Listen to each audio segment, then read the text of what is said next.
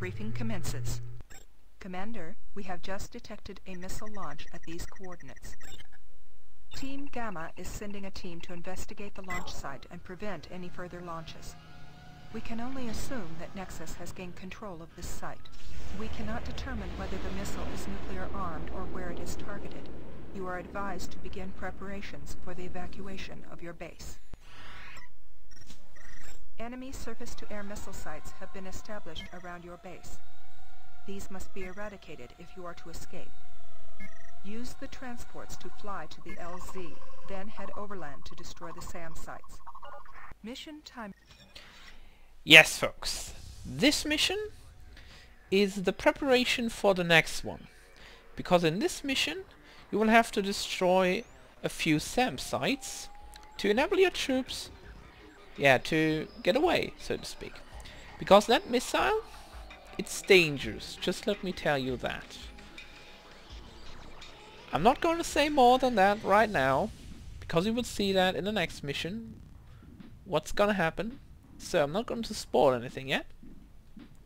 However, before we lift off, in this case, I want to do something.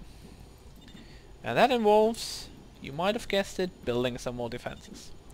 Yes, because now I have the tank killer. And I want to use it. I want to really use it. That means I want to go up here. Yeah, tank killer far superior than the Lancer. It needs to be deployed. And you Cyborgs are going to get recycled. We don't need you at all. Now you're going to destroy these Lancers, or rather recycle them. And you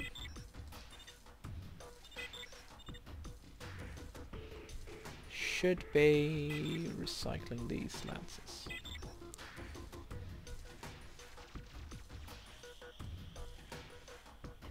No, that doesn't work.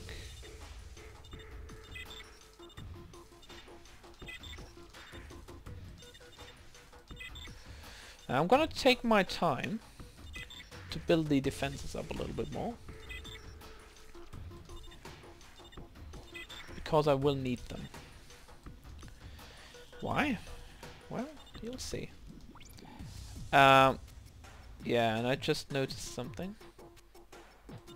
Yeah, because I'm an idiot! I can't build tank killer hardpoints yet. Oh well, then let's rebuild them. Yeah, you're not going to destroy any of them. Okay. But we actually can do something. We are going to build some pepper pots. Just to show you that later on. What they can do and what they are. Yeah, the pepper pots replace my mortars. Although I don't know why. Let's have a look.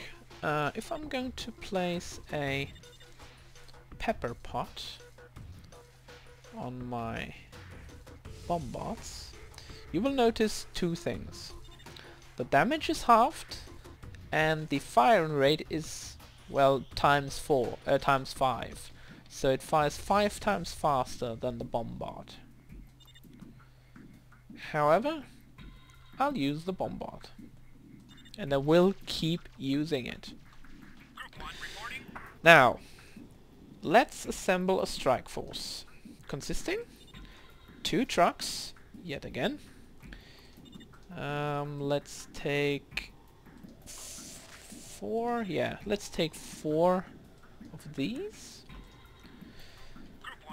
And 4 of you as well. You and you. Go in. If you can make it. That should be my strike force for the next mission. 2 more units inside, 1 more unit, and we're done. Okay, I knew you're building these lances up there. And you're building the pepper pots. Yeah, the pepper pots just look like a mortar with 2 more holes where bullets can fly from. It can shoot really quickly, but the damage, I don't know, it just never was worth building them. The bombards are dealing far more damage. They shoot slower, but they definitely have a lot better damage than the pepper pots have. And up to this point I don't really see the point in using pepper pots or anything other than the bombard for artillery purposes. Artillery is really important in this game. I didn't see that during my first playthrough about 10 years ago. I was saying, what do I need artillery for? No one cares. I was just going inside the enemy bases with all my normal units, like these units down here, all the time with these normal ground units, tracks, python, heavy cannon, everything mounted on it, slow as hell, but very powerful. And in the middle of the game I kinda lost a little bit of interest in it, because my units were always destroyed, and well, the game wasn't so fun with just having my units destroyed all the time. So I tried a few different tactics. I went from close range weapons like these heavy cannons to long range artillery, and I mixed them a little bit, and then it started to be fun again because I saw that the enemy couldn't really do anything about it. And that was really great when I saw that in the game, in the campaign, I changed my tactics. Normally when I play a game like this, it means, like in every other strategy game, tanks. Just building tanks and nothing else. However, Warzone is very different in that way. So artillery is much more important than in any other game that I've played until this point. In any other strategy game. In Command & Conquer you normally come with your tanks and just rush the enemy or just annihilate them really with 50, 40, maybe 30 tanks depending on how much defense the enemy has. And that's it, game over. Or campaign mission over depending on what you play. But in this game, tanks or only tanks, not really viable. And that is good, because that improves the gameplay. I mean, sure, going inside a base and destroying everything with your ground forces is fun, but it's not very exciting.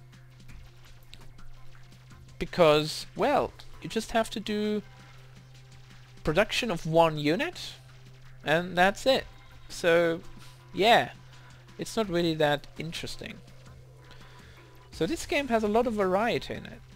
Lots of artillery, but also a good mixture of both, like artillery and ground units and close units and flamers and whatsoever. So a lot of different turrets, lots of different weapons, lots of different attack possibilities, which makes this game so fun. I don't know, I didn't like it the first time I played it that much. But after trying out a few different things, it really warmed my heart, and up to this day I play it with passion.